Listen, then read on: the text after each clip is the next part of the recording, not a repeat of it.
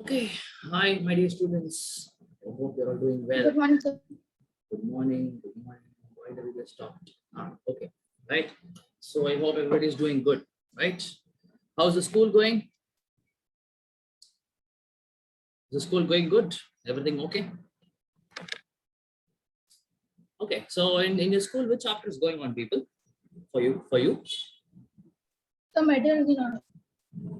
Metals and non-metals. Okay, fine. I think today we'll be completing this chapter, acid, bases, and salts, and then maybe we might even start with your next chapter, metals and non-metals. Metals and non-metals are a very small chapter, like nothing much to see there. Okay, am I the host? Yeah, I'm the host. Okay, let me share the screen.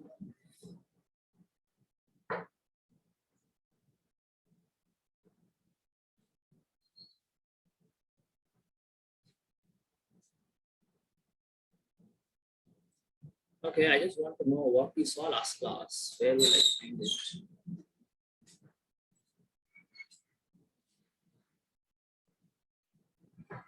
Yeah, this is what we saw, right? We are talking about salts last class.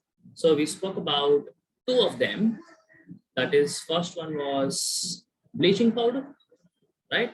And then we went on to see how bleaching powder is produced. The formula is CaOCl twice. How do you produce them? And what is responsible for the bleaching action? The thing is responsible for bleaching action is Cl2, right? The Cl2 gas is getting released. That is only responsible for the bleaching action, right?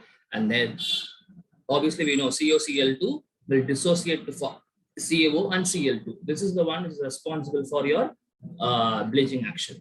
And then we went on to see this plaster of Paris, right? CaSO4 that is calcium sulfate hemihydrate, right? And then like we saw how to prepare them. It is prepared from gypsum, that is calcium sulfate dihydrate, CaSO4.2H2O. If you heat it at 373 Kelvin or 100 degrees Celsius, you'll be ending up with plaster of Paris, right? Okay, and then we went on to see what is this different units, what is SI unit, what is commercial unit, and how do you convert Kelvin to Celsius and Celsius to Kelvin, that we saw, right? Okay, so that is where we stopped last class. So we'll continue today, right?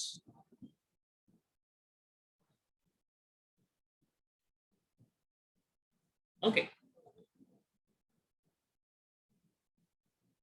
right, today we will say some other salts, like say I have something called as baking powder, and I have baking soda, I have washing soda, right? So these three are the things which you're going to see today, right? Okay, now that your chapter is over in your school, people, what is the formula for baking soda? What is the formula for baking soda, people? Okay, washing soda formula? Nobody knows. How is it possible? Come on, tell me, what is the formula for washing soda and baking soda?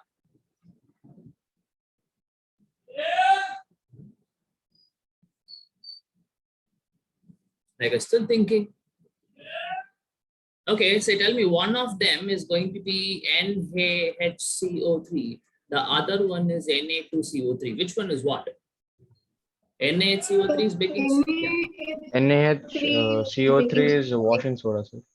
Correct. NaHCO3 is baking soda, right? And Na2CO3 is washing soda. Okay, right? Now, what do you mean by baking powder then? There is something called as baking soda, which we use as sodium bicarbonate. Is it not? The chemical name is sodium bicarbonate. Right now, obviously, this is sodium carbonate. Okay, right. So what is the difference between baking soda and baking powder then? Anybody knows?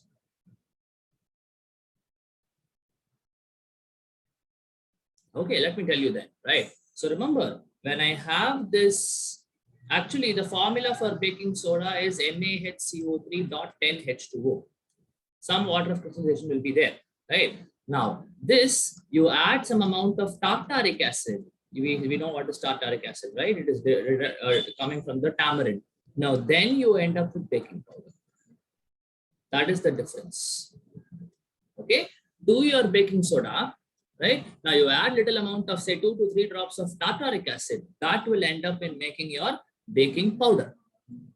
Right? Now, there is also something called as soda ash. What is soda ash? Okay, now remember, soda ash is just NaHCO3. I don't write, if I write this dot NH2O, then it becomes baking soda, right? Now, if I write soda ash, I have to remove this water preparation, write only NaHCO3. That will become soda ash. Okay, now obviously we know where and all we're using it. Baking soda and baking powder are used for baking purposes. Washing soda is used in washing purposes. All you have to know is remember the formulas and nothing else.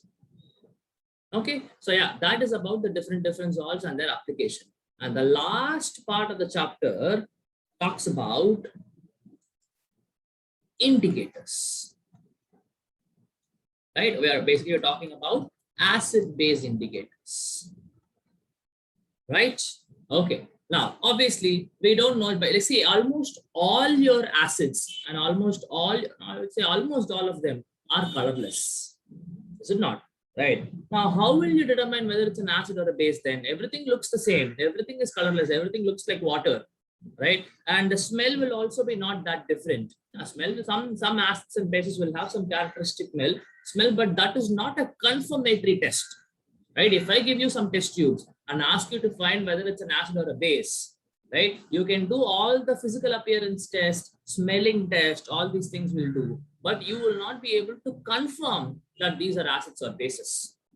Okay? For you to confirm it, right? For you to confirm it, we have to go for indicators. Okay? Indicators will indicate whether that particular solution I have in my test tube is an acid or a base. Okay, right? So now there are different types of indicators. One is what is called as olfactory indicators. Okay, now olfactory indicators will be doing with the help of a smell, like olfactory senses. Means what? Smell senses. Okay, right. So there is something called as vanilla resin. Okay, now can someone tell me how vanilla resin can be used to find whether it's an acid or a base? Can someone tell me?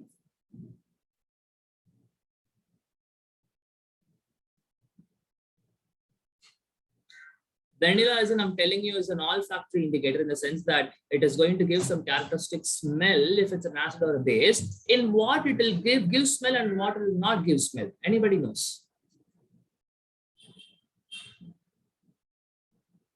Right, now understand, vanilla resin in base, if you keep, no smell, right? But in acid, if you keep, the vanilla smell will come. Okay, that is how we go for olfactory indicators. Okay, right? There are so many other olfactory indicators which are not important to us. Only you can remember only vanilla resin. Right, okay. Other than that, we have indicators in the form of color.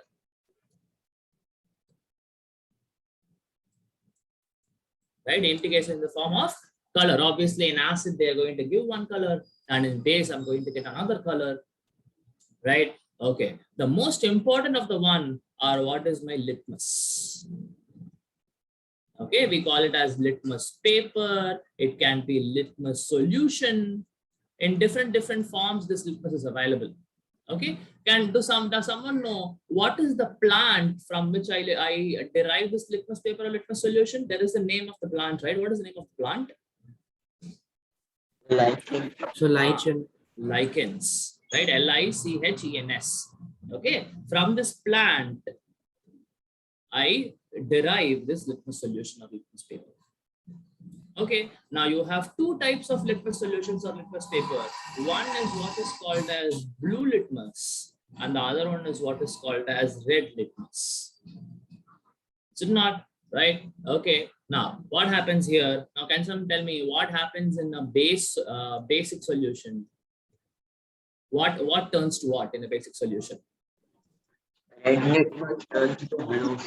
Red litmus turns to blue, right? I have a basic solution. You add red litmus to it, the solution is going to become blue color. That happens in basic solution. So obviously then in acidic solution, obviously the opposite is going to happen. The blue litmus turns red. Either the paper or the solution for that matter. Either of them you can use. Okay, either you use a solution or the paper, blue litmus paper or blue litmus solution will turn red. Right? So that is about your litmus paper. Now there is an interesting question, right? Say I have 3 solutions with me. Okay. I don't know, say out of these 3 solutions, right? One of them, I don't know which one of them. One of them is acidic. The other one is basic. The other one is just water. I would say some neutral solution. Okay. There are 3 test tubes. You don't know which one is what. I have an acidic solution, basic solution, and a neutral solution, and I'm giving you only red litmus paper. Okay, I'm giving you only red litmus paper. Tell me, how will you find out which is what? I'm not giving you blue litmus. Okay, I'm giving you only red litmus, and I'm giving you 3 different test tubes, one containing acidic, one containing basic, and one containing neutral solution. How will you find out which is what? Tell me. Think about it and tell me. Red litmus will turn blue. Your voice is breaking, Kanna. Hello?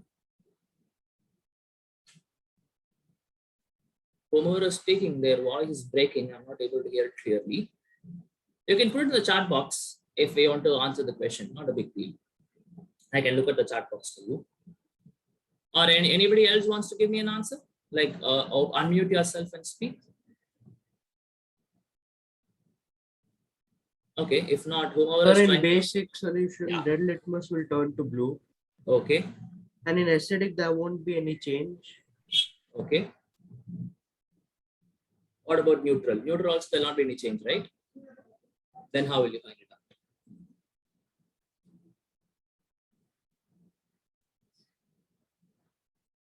Yes, in basic solution, red litmus will turn blue, obviously, but in acidic as well as in neutral solution, there will not be any change. But still, you have found out one thing, but 2 things are still left. How will you do it?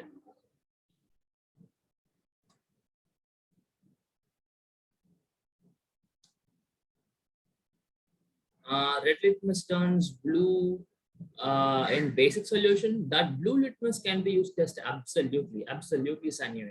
Excellent answer, right? So what you have to understand here is, right? So I take the I have only red litmus paper with me, right?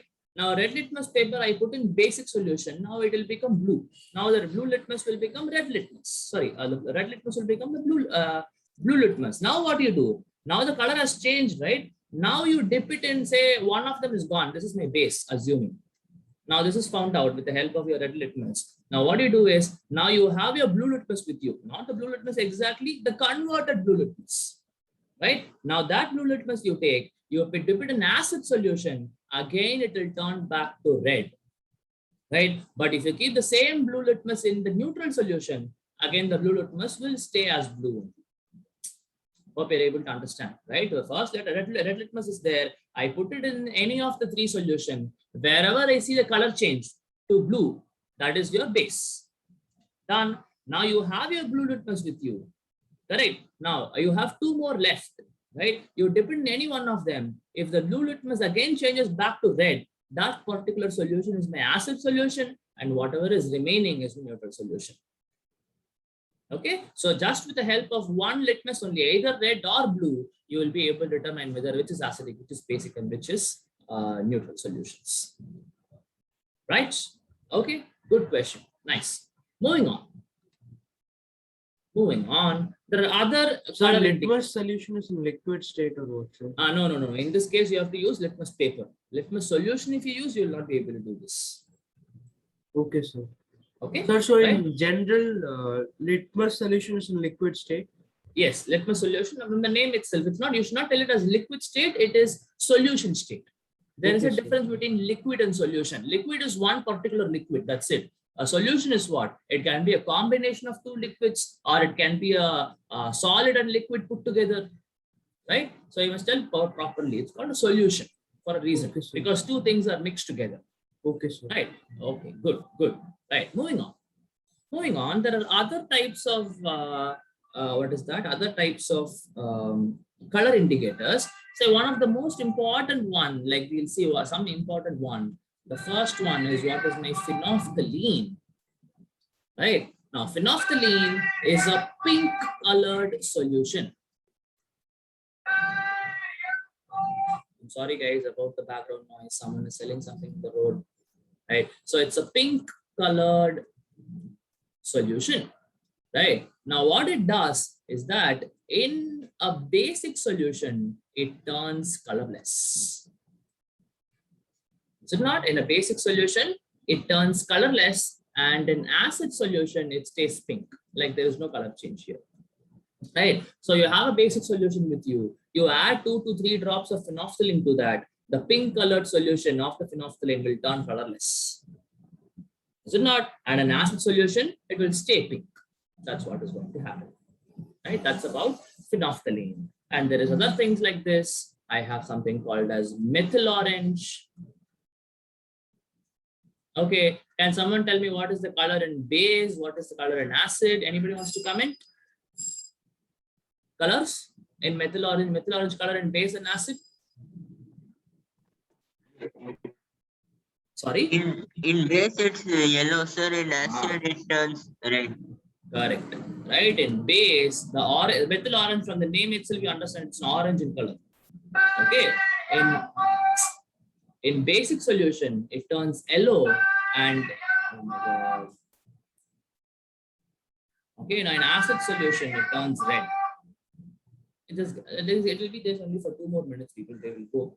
Okay. So, anyways, so The methyl orange. phenolphthalein in basic solution it is pink, sir, and in acidic it's colorless, right?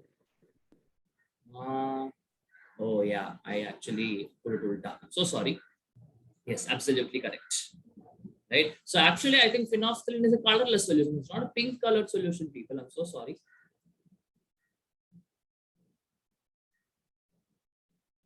Okay, phenolphthalein is a colorless solution.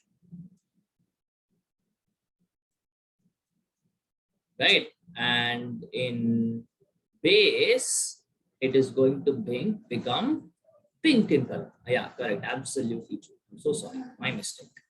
Right. And in acidic solution, it is going to be colorless. Okay. Phenolphthalein generally is a colorless solution. Right. So in base, it turns pink, and in acidic solution, it is going to become colorless. It is going to stay colorless. Methyl orange is okay. Right. So these two are again going to be one of the most useful color indicators with respect to your acid and base. Right. Now, there is only one last thing remaining. There is something called as a universal indicator. Right. Universal indicator is nothing but my pH. Okay. Universal indicator is nothing but a pH paper or pH solution. Like pH, we don't have to go for pH solution. We can use pH, that scale. Now pH, like you will study the mathematical aspects of this in your 11th class. But for now, pH indicates whether the solution is going to be acidic or basic or neutral. Right. So what you have to understand is that pH is a scale. Like how do you use your meter scale, like a length scale? pH is also a scale, right? And it starts with 0 and it goes until 14. Or sometimes it might start with 1 and it might go to 15, depending on the filter, depending on the pH paper, depending on the pH scale. Okay, it will be from 0 to 14, or it will be from 1 to 15. And both of them are correct, right? So generally we use only 0 to 14. We don't use 1 to 15. So we'll not talk about this. Okay, we'll take only from 0 to 14. Okay, so in between I have your 7. Is it not? So what I have to understand is, if the pH value is between 0 to 7, it indicates that it is going to be an acid, right? And if it is from 7 to 14, now it is going to be a base. And if it is exactly 7, now that is going to be the case where I have a neutral solution. Okay, 0 to 7 is acid, 7 to 14 is the base, and if it is exactly 7, it is going to be neutral. Okay, right. Now what you have to understand is when I go from 0 to 7, right? When I go to 0 to 7, the strength of, obviously all these are acidic solution, the strength of acid decreases. So what I'm tell you is that there are two acid 1 and acid 2. For example, is this is having a pH value of 1, this is having a pH value of 2, right? What you have to understand is the acid 1, which is having pH of 1, is stronger acid, right? And generally, the more the pH for the acid, less and less will be the strength. So this will be a weaker acid. Okay. So 1, 2, 3, 4, so on and so forth, acid strength decreases. Okay, obviously. So, or you can write it like this here in this scale itself. Say now in this direction from 0 to 14, acid strength decreases, basic strength increases. Okay, acid strength decreases and basic strength increases. Okay, so I think all the points are very clear. Lesser is the pH, stronger is the acid. Okay, now obviously the other side holds good for bases. Say now when I have two base 1 and base 2, right? One having a pH of 13, the other having a pH of 14. Now this becomes a stronger base, right? So pH and basic strength are directly proportional, right? But pH and acidic strength are inversely proportional. Okay, pH and acidic strength are inversely proportional. Now, this pH is actually a very important thing in our biological processes. Is it not? This pH is a very important thing in our biological processes. Now, remember that the blood in our in our body, what should be the pH of the blood? Anybody knows? The pH of the blood? So 7.4. Yeah, it's somewhere between 6.5 to 7.5. Almost neutral. That's what you understand. Right? The pH of the blood is between 6.5 to 7.5. Okay, if it is going to go lesser than that or greater than this, it is going to be a problem for our body. Right now, what you have to understand is, people, I told you that there are something called as reaction conditions. Right. So reaction conditions, in the sense, there are certain reactions, or for any reaction for that matter, any chemical reaction for that matter, right? Now that particular reaction will happen only under certain conditions, right? For example, we tell only at 100 degrees Celsius, gypsum gets converted to plaster of Paris. That is a condition, right? So like that, you have different conditions for different reactions to happen. Right. Now, what and all are the parameters you have to look into? Right. What and all are the parameters you have to look into for the reaction condition? They say one of them can be temperature, the other one can be pressure. Right. Now, the other one can be catalyst. Obviously, certain reactions, we already spoke about catalysts, right? Catalyst, what are catalyst, people? So the substance which yes. does not in the reactivity series, but it helps the substance to react in a more faster way. Exactly. So catalyst increases the rate of the reaction. This is how you must tell exactly, increases the rate of the reaction, but it will not take part in the reaction. Like say, for example, it is not a reactant, it is not a product. It is just going to be there for the reaction to get completed in a faster manner. It increases the rate of the reaction. That also comes under reaction conditions only. So proper temperature should be there, proper pressure should be there, and obviously suitable catalyst must be there. And the last and important one is your pH. Right? Now, certain reactions will happen only under acidic conditions, certain reactions will happen only under basic conditions, and certain reactions will happen only under neutral conditions. Okay, that depends on reaction. Some reactions will happen here, some reactions will happen there, right? So the pH is also an important reaction condition which you have to maintain for a particular chemical reaction to happen, right? You will study more about in depth in your 11th class, right? How pH plays a role in certain chemical reactions. Okay, it's very, very important, very interesting also. How is it that pH is able to, make sure a reaction happens or not? Is a very fascinating thing. We'll look into it in detail when you come to 11th class. Okay, right? And then other than this, the pH of the mouth is also very important, right? Say when you eat chocolates, right? When you eat all the sweets, chocolates, cakes, ice creams and all that, right? Generally, not only that, any food you eat generally, okay? Now that will go into your mouth and that will make sure your mouth is, remember, your mouth should be little basic in condition. It should be in basic condition in the sense that the pH of the mouth should be bit above 8. pH should be greater than 8. Like not like so 15 or 16. Say I'd say that it should be between 7.5 and 8.5. It's somewhere little basic it should be. Okay, right. So now what happens is when you consume something, when you eat some food, what happens is those food particles are broken down, right? Those food particles are broken down. So what is going to happen now? If they broke down, there is some chemical reaction happening that your mouth will become acidic, right? Your mouth will become acidic. And that's the reason why after eating anything, they ask you to go wash your mouth and come. Why? Because the mouth would have become so acidic. Now, if you keep some water, it is going to neutralize the amount of acid produced in your mouth. Okay, and if it is acidic, obviously, then only you'll get tooth decay, all the mouth problems, mouth ulcers, everything you will get if the pH is not maintained properly. Okay, so now you remember that your paste, your toothpaste, everything is basic in nature.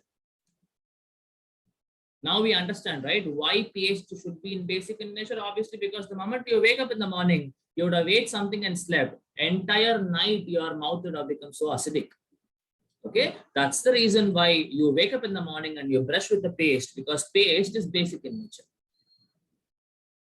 Okay, right? So these are all the important things you have to know regarding the pH in the blood, in the mouth, in like say your intravenous injection. So many things, so many times, pH is very, very, very, very important. Right? Okay, I think that's about this chapter. Anybody has any questions, people, from this whatever we saw today? Anybody has any questions? So can the pH paper or the scale can be called as the integer scale, sir, the negative and positives? Sorry, can you repeat the question, please? Sir, in this pH scale, sir, we say that if it goes higher, the number in basic, it is a strong base. And Correct. if it is lesser the number, it is a strong acid. Exactly. So can this be said as the integer scale, sir, where there are negative and positive numbers? Okay, that's a very good question. So the thing is, pH can be negative. Okay, pH can be negative, right? But we don't have to go into the details. Say, for example, pH can be -1, right? So obviously, when I compare an acid A1, A2, but the one is having -1, the other one is having 0. Again, this is a better acid than this one. Okay, now how it can be negative is again is beyond the scope of 11th. You have to know some mathematics, you have to know something about the logarithms and stuff. Then only you'll be able to understand how pH can be negative. But the scale, that's why I'm telling. Generally, it will be scaled up. Like say, if at all, if I'm going to test so many acids, and if I find that one of them is having a negative value, say the least value of pH in a group of acids is -1. Now, what I do is I consider that the -1 is 0, 0 is 1, 1 is 2, like that I scale up. And then eventually what I have to know is that this is a stronger acid or this is the stronger acid. That's what I need to know, right? But if at all you want to calculate the exact pH, yes, we have to go for mathematical calculation rather than going for your pH scale. Okay, did I answer your question? Yes, sir. Okay, good. Right. Yeah, pH can be negative. Definitely can be negative. You'll get more sense into it when I go to 11th class, because now if I teach you the mathematics you have in your hand is not enough for you to understand. Okay, I can just give you the formula if you want.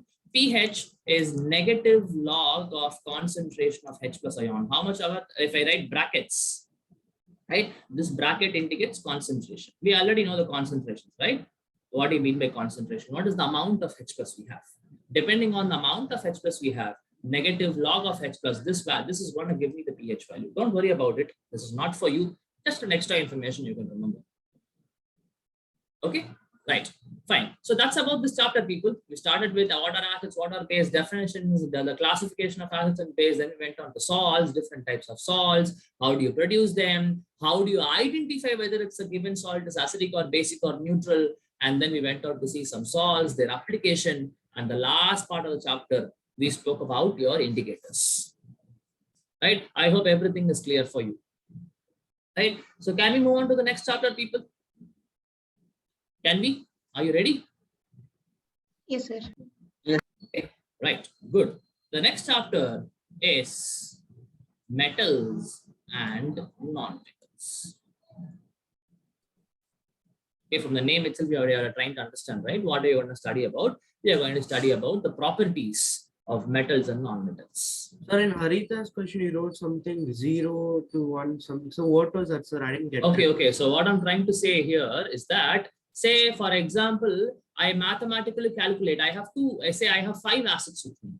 Okay, say A1, A2, A3, A4, A5. Right? Say one of them is having -1, 0, 1, 2, 3. Just giving you random numbers. Okay. Now, in the pH scale always starts from 0 and ends with 14. Okay. Now, how will I measure this acid now, which is having -1? What I do is I just scale up. I assume that this acid is corresponding to a value of 0 in the pH scale, and this acid corresponds to 1, this acid corresponds to 2, this acid corresponds to 3, this corresponds to 4, like that I scale up. That is what I'm trying to say there. Okay, sir. Understood? Yes, sir, I got it. Right? Oh, good, good. Right. So yeah, so now moving on to this chapter, metals and non-metals. So this is a very small chapter, people. Right, and most of the reactions you will see, you would have already studied this in your chemical reactions and equations chapter, or say you would have studied them in your now acid bases and salts chapter. Like, but some of the reactions you wouldn't have seen. So we'll see all those things. Very small chapter. Okay, right. Now you will be studying about this next chapter of the periodic table. Now when I say elements. Right, when I say elements, they're there in the periodic table. Okay, now when I say elements can be of 3 types. Okay, elements can either be metals, or it can be non-metals, or there is something called as metalloids, which is neither a metal. I mean, it's like it's in between metals and non-metals. Right. Okay. So these elements, this is how they can be classified. That can be metals, non-metals, and metalloids. Okay. So obviously, why am I able to? Why is it that I'm able to classify these into metals, non-metals, and metalloids? Is because obviously these elements will have different properties, different physical properties, different chemical properties. Right? All these will be different. That's why we're able to classify certain things into metals, classify certain elements, put them in the category of non-metals, and certain number of metals in the category of metalloids. Okay. So now we know first you have to understand the difference between the element and the compound. An element is a single atom, like single sodium is an element, potassium is an element, like that elements you understand. Compound is 2 elements combined together to make a compound. If it's only one single atom, one single thing is there, that is always going to be called as elements. Right? And in the periodic table, we have only the elements present. We'll study about periodic table in a while, like next chapter we'll see. Okay, fine. Now we are going to study only about these 2, and this we are not going to concentrate in this particular chapter. Right? Okay, fine. Now moving on, we'll talk about first the physical properties.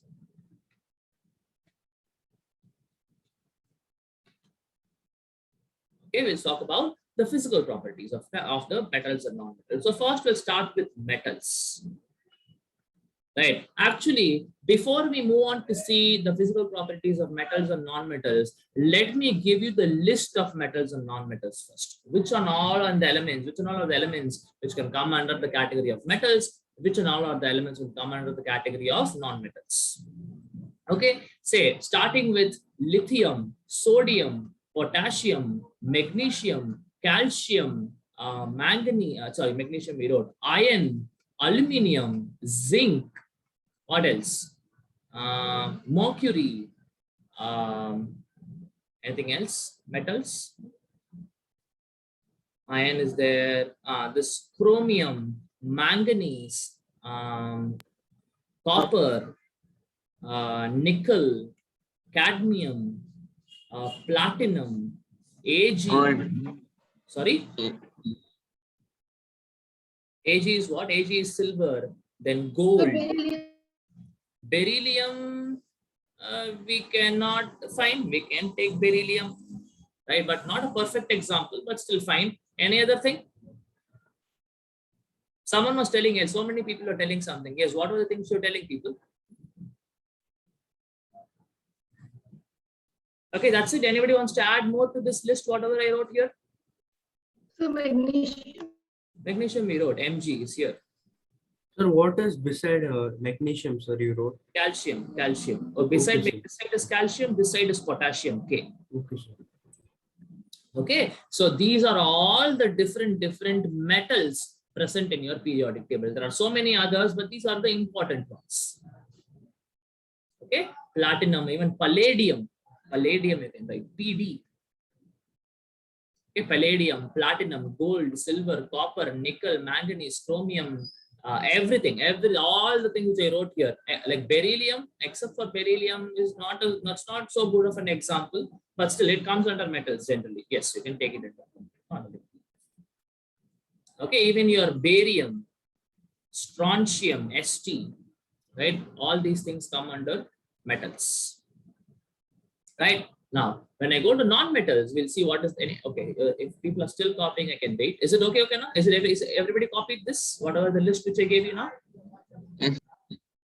Right. Okay. Nice. Now moving on. Moving on to non-metals. Let me give you the list of non-metals. Right now, non-metals say starting with carbon, nitrogen, oxygen, fluorine, chlorine, bromine, iodine, phosphorus, sulfur, what else? Anything else which you have to look into? Nitrogen, oxygen. There are so many. I'm just looking for the important ones which you have to know. Phosphorus, sulfur. Sir, SI.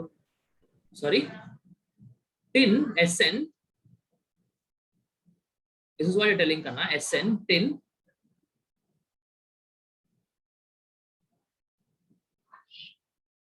Okay, tin doesn't come here. Tin comes here actually. Tin is a metal.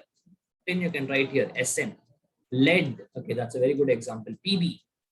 Right? All these things come under metals. Lead, tin, all these things come under metals. Right? So yeah, I think these are all the important non-metals which you have to know. Carbon, nitrogen, oxygen, fluorine, chlorine, bromine, iodine, phosphorus, sulfur. Anything else which you have to say? Yeah, that's it. Rest of them are going to be, even silicon. I would say silicon is a metalloid. Sir, I was talking about silicon, sir.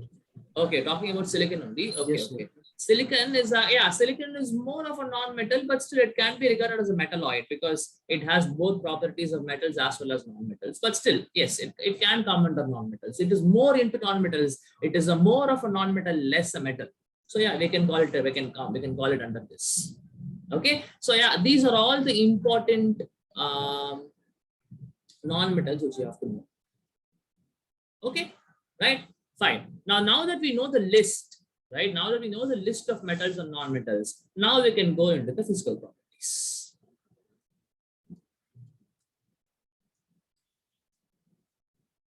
Okay, first we'll start with metals. Metals is physical property. Then we'll move on to non-metals is physical property. Okay, now again, they would have spent so much time on this physical properties for you, is it not? Say the first one, the first property is what is called as malleability, right? All your metals are malleable. What do you mean by malleability, people?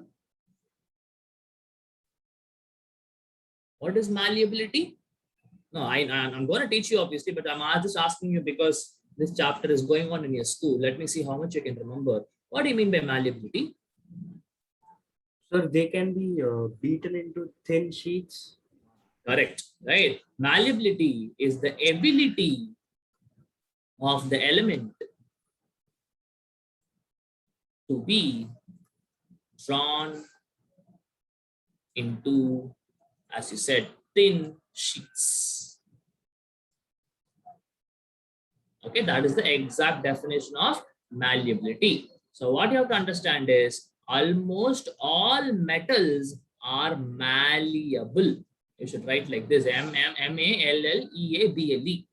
Right? So all metals have the ability of malleability, and or I can tell that almost all metals are malleable in nature. That means all metals can be drawn in the form of sheets. You must have even seen like if like the I don't know like you must have seen copper sheets, tagaram we say, right? That whatever the chakras will be there and so many things. You must have seen aluminum sheets, which we use for your, sometimes we use it for this thing also, roofing also, right? So obviously you understand, you must have seen aluminum sheets, right? You must have seen copper sheets. Sometimes even you must have seen iron sheets. Obviously you would have seen AG, AU, all these sheets you must have seen, or at least heard about it. Not seen, at least you must have heard about it. I'll be able to easily draw, like compress them and form them in the form of sheets very easily. And they're very strong also, durable, right? So that's the first property. The first property is that almost all metals are malleable in nature. Now, what is the exception here? Right, exception in the sense, you must know for every property I tell, right, there will be some metal which will not be following that particular thing. And there might be some non-metal which will be following this. Okay, now like that, if you check, sodium and potassium are not malleable. Right, sodium and potassium are not malleable. Sodium, potassium, even mercury. Mercury I know is a liquid. That's the only liquid metal. Mercury is the only and only liquid metal. Okay, again, there will comment on example. We'll see that. Okay, so anyways, sodium, potassium, and mercury are not malleable because the sodium and potassium are very soft metals. Okay, the sodium and potassium are very soft metals. Okay, now you can even tell that sodium and potassium can be cut with a knife. They're that soft that they can be cut with a knife. Obviously, can you cut iron with knives? Obviously not, right? But these are exceptions. Sodium, Na and K, and they are very soft metal. They can be cut with knife, and so they are not malleable. And mercury, why is it not malleable? Because in general, it is in solid, it is in liquid state. I will not be able to convert them into sheets. Okay, now the other side, like is there any non-metal which is malleable? Yes, you have your graphite. Graphite is nothing but carbon. Okay, carbon is malleable. You must have seen graphite sheets.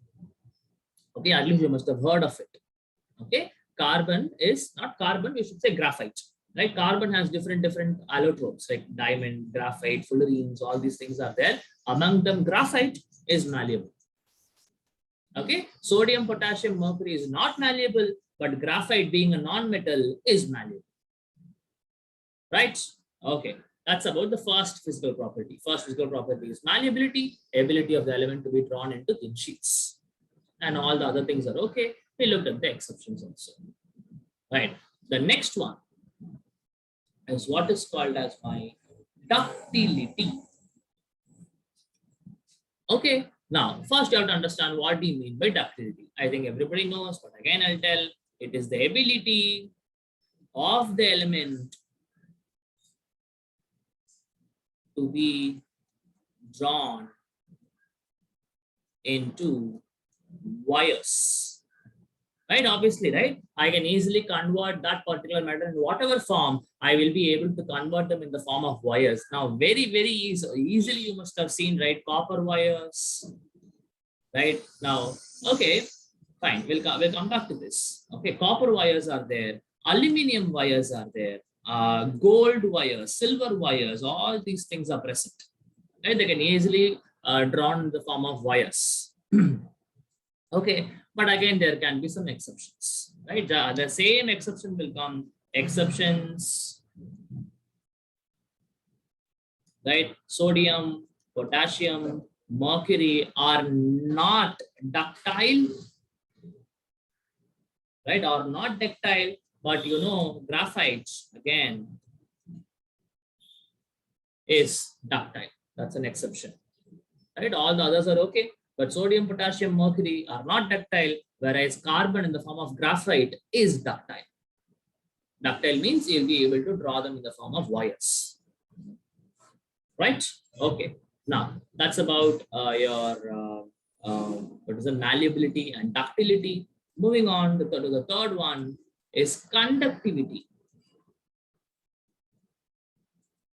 Right? Now, what you have to understand is metals are good conductors of heat and electricity.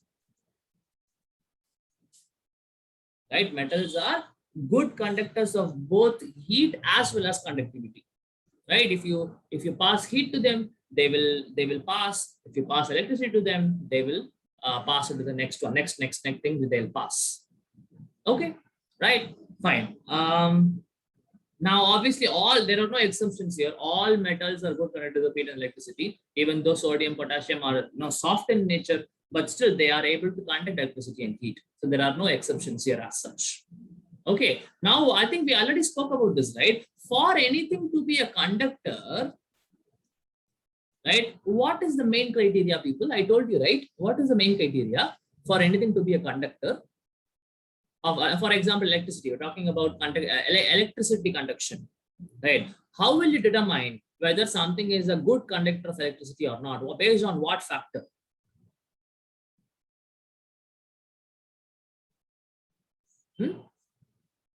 Based on what factor? We spoke about this so many times, right?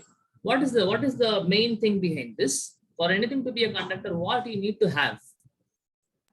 The flow of free electrons. Right. So you should have free charges. Yeah, obviously electron is also a charge.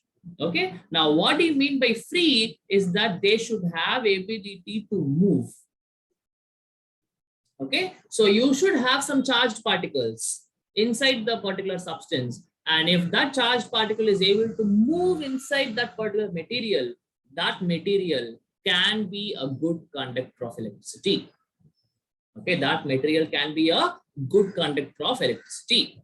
Right? Now, we even spoke about this. Conductors can be of two types. One are what are called as electronic conductors. The other one is what is called as electrolytic conductors. Electronic conductor, nothing but metals. So what you're seeing here, all the metals comes under this. And electrolytic are solutions.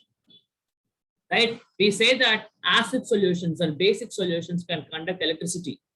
Correct? So whichever is in solution state will come under electrolytic conductor, and whichever is in general solid state will come under electronic conductors, and obviously solid materials will generally be metals. Right? Now, what you have to understand is what is the difference between this electronic and electron? Obviously, the state is different. Here it's a solid, here it's in solution state. Right? But I'm talking about this free charge, right? Which charged particle is moving so that we conduct electricity? In this case, what you have to understand is it is electrons. In case of metals, it is nothing but the electrons which are the charge carriers. Okay, I'll call them as charge carriers. Okay, but in case of solutions, can someone tell me what is a charge carrier? In case of electrolytic solutions, what are the charge carriers there? Are they electrons or something else?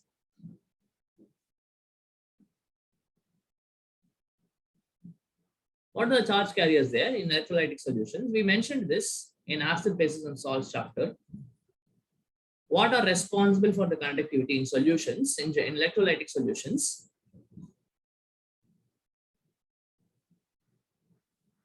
So is it ions? Yes, absolutely. If they are ions, obviously, when I, for example, if I have NaCl solution with me, right, NaCl aqueous solution will contain obviously Na plus ion and Cl minus ion. All I need is some charged particle. That's all I need, right? So obviously you see there's a positive charge, negative charge, everything is there. They will move inside the solution and thereby conducting electricity. Okay, so for metals, the charge carriers are electrons. For electrolytic solution, the charge carriers are ions. Cation and anion. Very simple. Okay, so fine. Anyways, now what you have to understand is metals are good conductors of heat as well as electricity. Okay, and I told you that there are no exceptions of metals being not a good conductor of electricity or heat. There are no metals like that. All metals conduct electricity and heat. Okay, but generally non-metals are not good conductors. Okay, non-metals are not so good conductors of electricity. Okay, so we have to look at the exception in that case, right?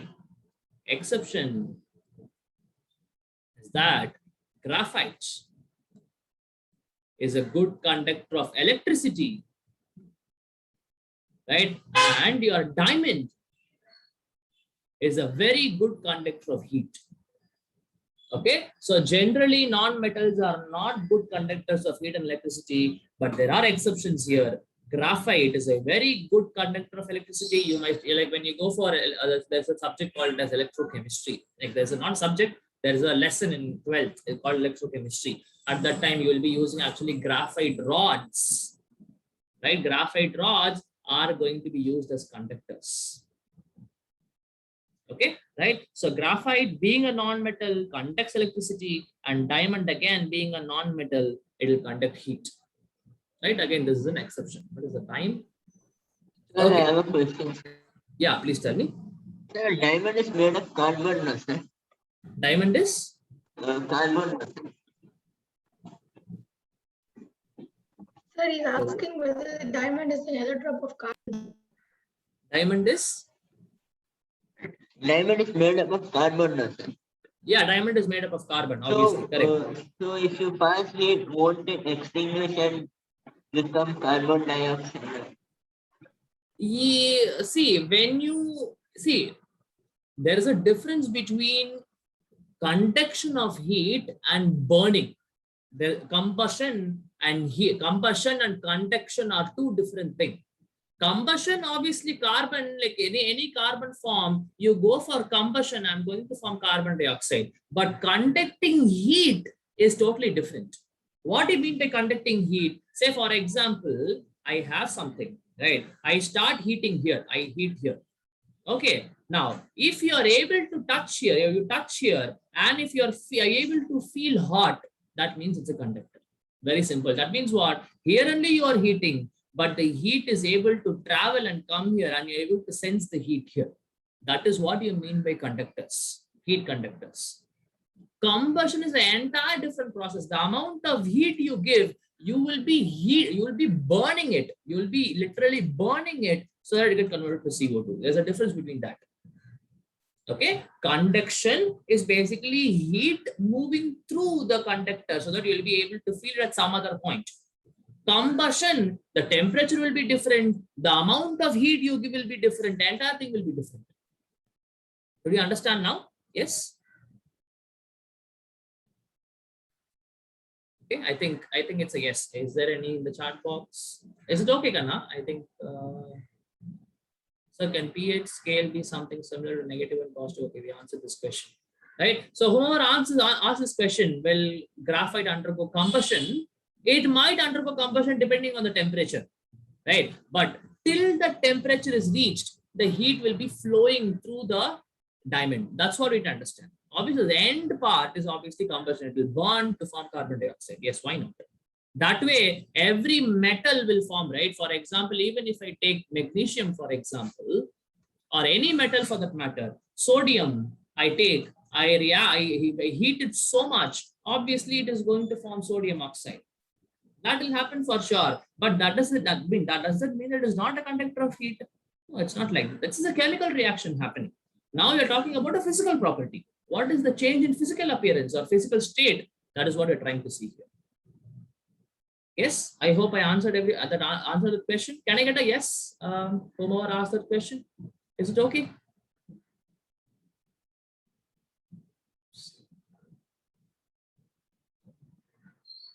Okay, I think it's fine, right? Fine. So I think guys, we'll stop with this for today. Okay, we will continue next class. Okay, we'll Sir, could continue. you show the slide where you wrote metals and non-metals, sir? Yeah, 1 second. Okay, yeah, this is the one, right?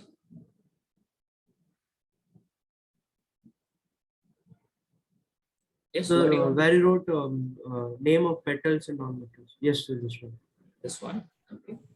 List of metals and non-metals. I can maybe make it smaller and show you. Yeah, is this fine?